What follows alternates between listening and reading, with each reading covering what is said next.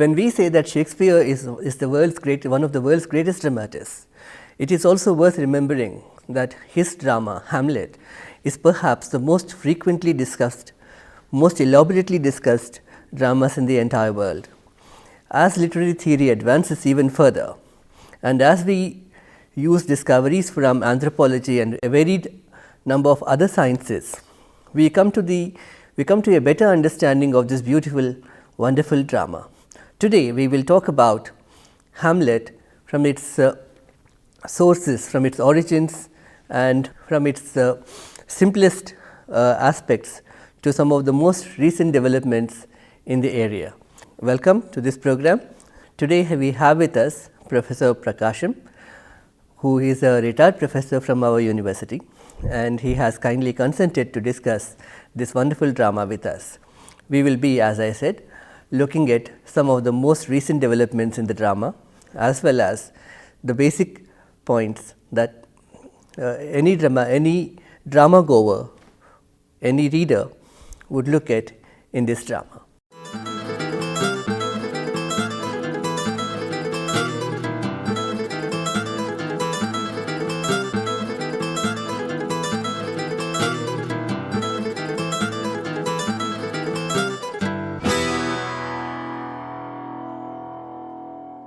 We are going to discuss Hamlet. To see that even those people who have not gone through this play understand what we are saying, I would like to give a brief summary of this 5-act play. The play begins with the information that the senior Hamlet, King of Denmark, is no more. He died in his sleep. And Hamlet, who was a student of philosophy, has come back to Denmark. He suspects something had gone wrong, because his mother, within a month or two of his father's death, married his uncle, King Claudius. This haste Hamlet doesn't like. He even calls it incest. King Claudius had as a very supporting prime minister Polonius. He has a beautiful daughter, Ophelia, and Hamlet is fond of her. Queen Gertrude is Hamlet's mother. She was the queen when his father was alive. She is the queen even now. The play starts with this background, and then suddenly one night the senior Hamlet's ghost appears before Prince Hamlet and tells him that he was killed when he was sleeping in the garden by his uncle, and he says, "Avenge by death," but adds, "Don't punish your mother, because she is not responsible for this. It is your uncle. Avenge by death." So that becomes the central part of the play, how to avenge his father's death. Very important thing here is, he was sleeping when he was killed. That means he did not have time to repent for his sins. That is why you can call it unprepared death. If someone is prepared for death, he prays and repents for his sins and all that. So later you get to know that he says, "I am in a place where I am paying for my sins because I was not allowed to repent for my sins." And that is how the whole thing comes. But being a student of philosophy, Hamlet wonders whether the ghost was giving the correct information. So he wanted to test whether his uncle had really killed his father. For that he gets a play enacted, The Murder of Gonzabo. On that base of the play, he gets to confirm his doubts. Yes, my uncle killed him. A very interesting thing happens here. The king gets disturbed by the play because he is reminded of his own crime. He goes towards his chamber. On the way, he kneels before cross, tries to pray, and he says heavens would punish him for his crime. Hamlet comes that way and he says, now is the time I can kill him. He is praying and his head is down. But suddenly he remembers that his father was killed when he was sleeping. Result was his father did not go to heaven. If he kills his uncle now when he is praying, his uncle will go to heaven. So he says, no, this should not happen. He really says, a villain kills my father. He is about his uncle. And I kill him when he is praying. This is not fair. So here I always tell people, it is not really killing Claudius that is important. It is killing Claudius who killed his senior Hamlet when he was sleeping. King Claudius stole the throne, but Prince Hamlet is not so much worried about the throne. He is worried about the unprepared death given to his father. So he did not want to kill his uncle who was praying. So he leaves him alone and goes to his mother's chamber. And this Polonius, the prime minister, is a kind of nosy character.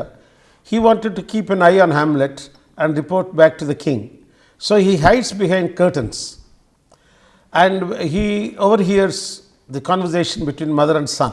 At one stage, Hamlet becomes very angry with his mother. He was very angry with her anyway, because after his father's death, she hurriedly married his uncle, who, according to Hamlet, is a useless fellow, very bad fellow. At one stage, she shouts aloud, she yells, she cries, and Polonius also cries, help, help. Thinking that it was his uncle behind the curtain, Hamlet stabs him. Then he says it is Polonius. So all this goes to the knowledge of the king. And king asks him, where is Polonius? He says, he is somewhere else. He is at the dinner. What do you mean by dinner? The worms are eating him. Their dinner. So anyway, King Claudius decides to send Hamlet away to England to get him killed there. And he escapes, comes back. Meanwhile, Polonius' son, Laertes, also comes back. In the intervening period, Ophelia, who was very much loved by Hamlet, was misused by Claudius and Polonius to spy on him. So he was angry with her, he just spurns her, becomes hostile to her. And then she becomes sad and she had a drowning death. But we will discuss this in detail about her death and the controversies on that later. So when Laertes comes, he had already known about his father's death, and suddenly Queen Gertrude comes and tells him, your sister drowned. She had a drowning death. And that is a double stroke, father's death and sister's death. And meanwhile, Hamlet comes back from England. He has a very interesting scene with the gravedigger. And the gravedigger, when he asks him, who is this grave for? A man or a woman? A gravedigger says, neither, sir. What do you mean? It was a woman when she was alive. Now it is only body. The body is neither man or woman. That kind of very interesting, philosophically strong scene is created. That is gravedigger scene. And after some time, Ophelia's body is brought there to be buried. At the burial scene, Laertes and Hamlet have a kind of quarrel. Laertes shows his love for his sister. Hamlet says, I also loved her. I loved her more than any number of brothers. Claudius and Laertes conspired to kill Hamlet. So as a kind of play, a message was sent to Hamlet to come and have a sword fight with Laertes. And that is the last scene where a wine with poison is prepared and there is poison to the tips of the swords. And Queen Gertrude, because she was thirsty, she consumes the poison, that wine, and she dies. Meanwhile, Laertes wounds Hamlet and the poison works on him. And Laertes says, Hamlet, I have wounded you because there is poison. While fighting, they exchange the swords and Hamlet wounds Laertes. And when it's understood that King Claudius conspired to kill him, Hamlet goes and stabs him. Like that, all the people die. And Hamlet, at the end of the play, tells Horatio, please tell the people what happened to me, the injustice done to me, my father's death and all that. And he says, the Prince of Norway, Fortinbras, should be made the King of Denmark, because there is no one from the royal family of Denmark. Denmark, Norway and Sweden together constitute what they call Scandinavian countries. So, this is the summary of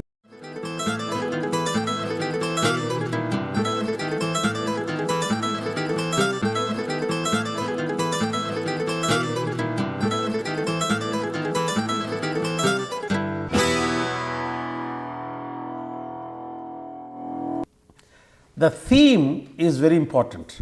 The theme is avenging father's unprepared death. I have already mentioned.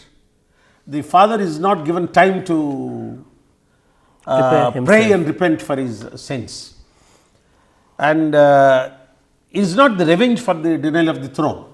It is more for gross injustice done to his father. Yes. And there is, I think, a term for killing one's brother. So, this play is fratricide punished, this punishment of fratricide. So, matricide, patricide, fratricide. So, patricide is killing one's father, matricide is killing one's mother, fratricide is killing one's brother. Yes. So, that is the theme of the play. Yeah. And this play is more a play of characters. Hamlet's character is the central part of the play. His relationship with other characters, his relationship with his mother, he is angry with her. He loves Ophelia, but later becomes angry with her because she disappoints him by spying on him for her father and the king. So, there is that kind of relationship. Similarly, there is a friend of Hamlet, Horatio. Horatio, yes. A very philosophical friend, a very good friend, a special relationship. Polonius, intelligent but foolish prime minister, also spies on Hamlet, which he does not like. So, he teases him a lot. Actually, he calls him a fishmonger.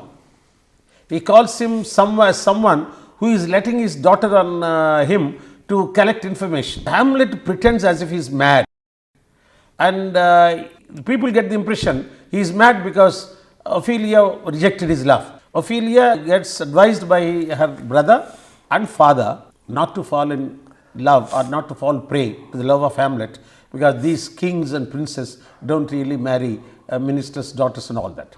So, there is that also angle, kind of spurned love or his hostility to her, because he thinks that she was not being faithful to him. So, Laertes is allowed to go back to Paris to study, but Hamlet is not allowed to go back to Wittenberg to study his philosophy, because King Claudius wanted to keep the prince in the court so that he can keep an eye on him. All these things are very important for the play. And then similarly, Ophelia and her relations with Claudius, Polonius, Hamlet and Gertrude. Claudius is important to note, does not have his own wife, does not have any son. He was most probably interested in Queen Gertrude even earlier. He was interested in the throne. Senior Hamlet spent a lot of time on waging wars. He was not at home most of the time. So, the much like Prospero in the in Tempest. Yes, and this man Claudius was looking after the kingdom most of the time. So, he thought, after all, I am running the kingdom, why should not I become the king? And I think he was also interested in the queen. So, he wanted to be sure of his kingdom and the queen. So, like this character portrayal becomes very important, and there are two more characters, Rosencrantz and Guildenstern, who are used by the king to spy on Hamlet. So, there is spying angle, love angle, murder angle, remarriage angle.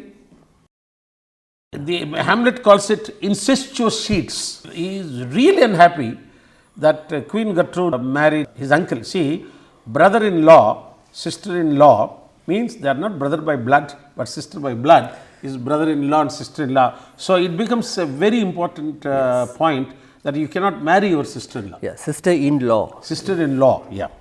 So, this is how the character portrayal.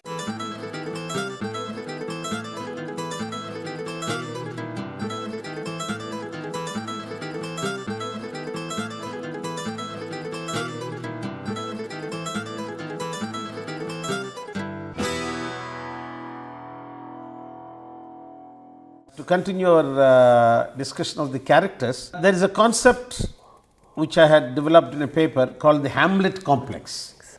Yes. You know, the psychological complexes we have. What is the other? Oedipus complex.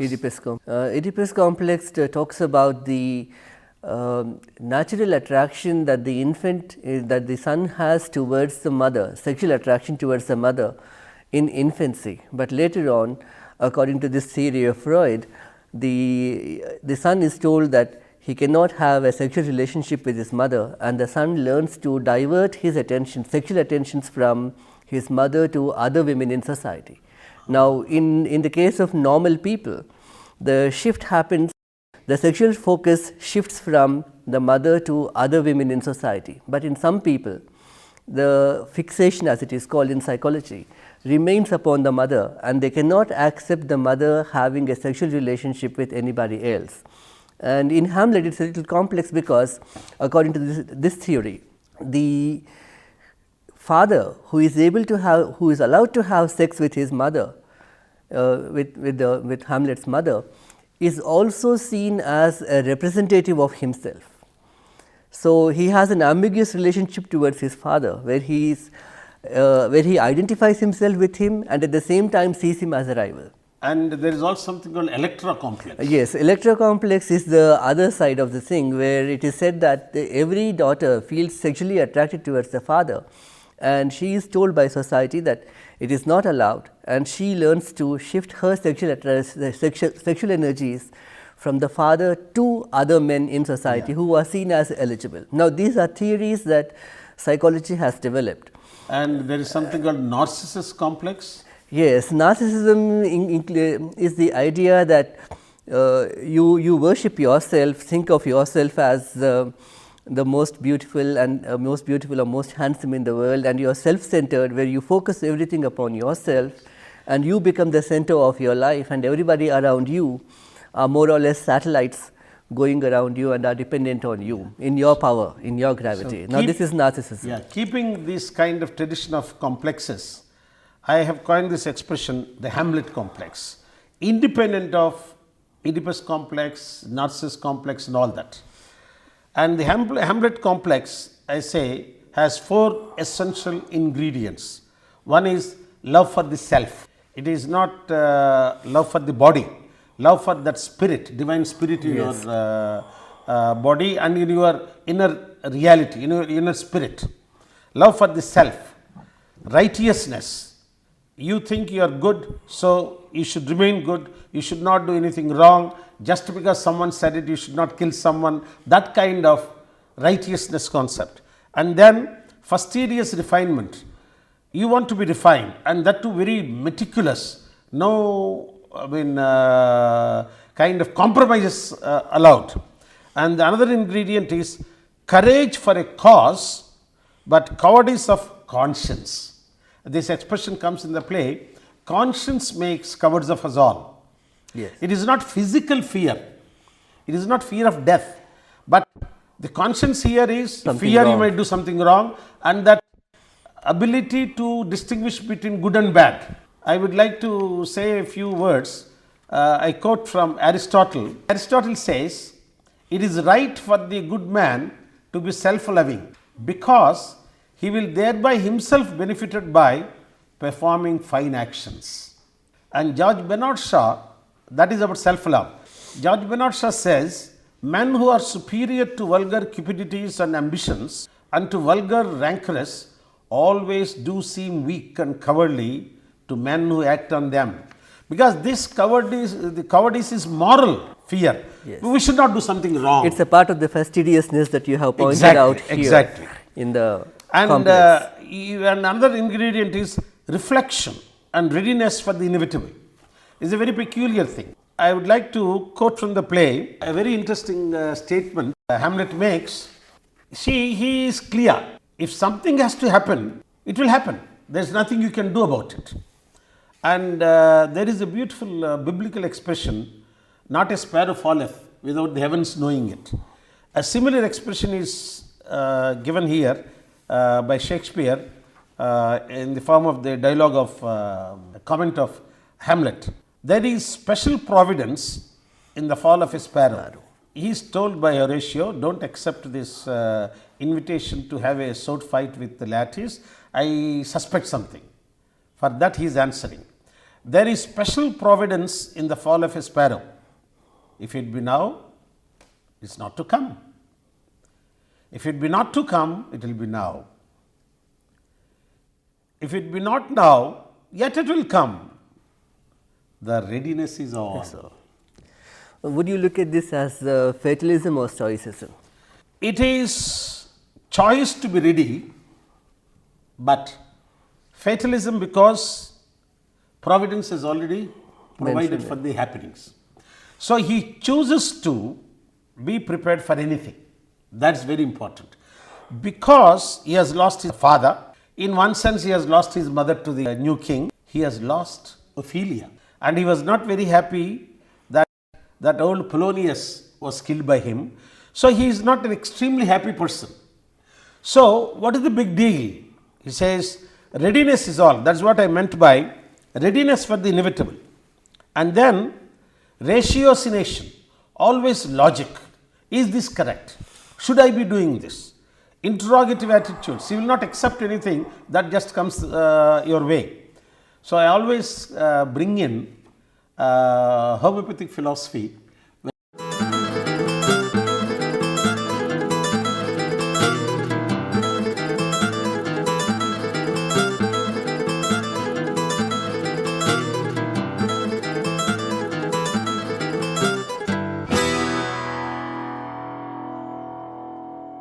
Homeopathy discusses three types of miasms, the basic natures of human beings: soric miasm, psychotic miasm and syphilitic miasm. Syphilitic miasm is the miasm where the person is willing to accept what is given to him. He is a very good follower. Psychotic miasm is the miasm where the person has lots of plans and all that. That will be King Claudius. Polonius is the syphilitic miasm character. Yes. Hamlet is soric, asks questions. I remember a doctor of homeopathy said, Swami Vivekananda was clearly soric because he questioned everything. And actually Swami Vivekananda says, don't accept unless you are convinced. That means ask questions. That is the character of Hamlet. He goes and asks questions. Yes, his father's ghost, the ghost gave the appearance of being his father. He was asked by the ghost to avenge his death. Even then he says, no, it may be devil misleading me. Yes. That means he will not accept anything just because someone told him. That is the strength of Hamlet's character. Yes. In this context, I would like to mention that Ben Jonson wrote a book called The Devil is an Ass, in which he made fun of devils, but ghosts were things that people very seriously believed in. So, in Shakespearean times, the ghost had a very concrete reality in spite of all its supposedly spiritual nature, and in the play itself, as we have found out, the ghost is seen as something that is very present, very substantial. And I think from the points that you have raised here, we can say that Shakespeare is not so much interested in the story as in character, that the character is Shakespeare's focus. In Julius Caesar, for example, he wants to see how Brutus, a good man, falls into evil and becomes a bad person. So, this is a story that is already known, and he allows the audiences to judge a character rather than simply focus upon the story and ask the question, what happens next? And I think that is one of the reasons why Hamlet itself is a story that was borrowed from other sources and then modified to bring out this aspect of psychology, and which you have pointed out in this very concise term, the Hamlet complex. Yes. And one of the interesting things is there are soliloquies in most plays, but Hamlet is very rich in this. Yes. The whole of Hamlet's character is in his soliloquies, what we say in Indian terms, swagata. He is speaking out. The characters on the stage are not supposed to know what he is saying. That means he is pouring out his soul. And Hamlet, right from the beginning, has been upset. he suspected some foul play. When Ghost tells him, he says, this confirms my doubts, my suspicion. So right from the beginning, he had this conscience problem. Right from the beginning, he was saying, what is this? Why should I live? Why shouldn't I die? Later also he says, I am not able to kill my uncle. Why shouldn't I die? Then he says, no. To be or not to be, that is the question. But then he says, the scriptures say, don't kill yourself. This is against God's commandment. And more importantly, very interesting thing he says, what will happen if I die? People say it's a long sleep. Oh, there is the rub. Sleep perchance to dream. So he says if it is long sleep, long plethora of dreams, which he didn't want. The play is not so much about fighting for the expanse of the kingdom as it is to do the job of a son, which is to avenge his father's death. And if you remember, Hamlet himself says that he could be confined to a nutshell and consider himself the king of a boundless area, but he has bad dreams.